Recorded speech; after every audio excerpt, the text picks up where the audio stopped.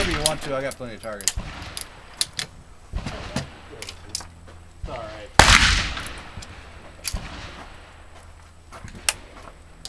Works better that way. Yes, sir, it does.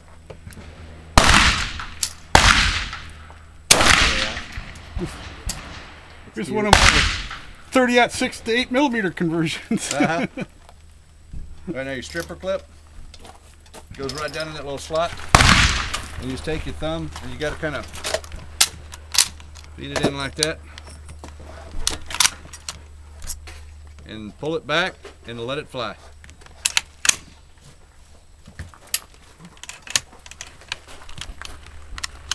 All right, now then, there you go. Semi-automatic? Huh? Semi-automatic? Semi-auto.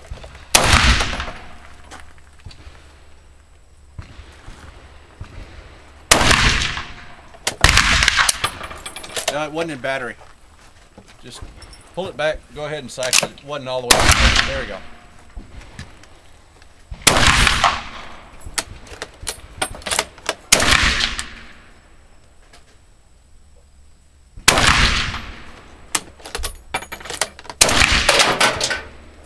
Nice, recycle.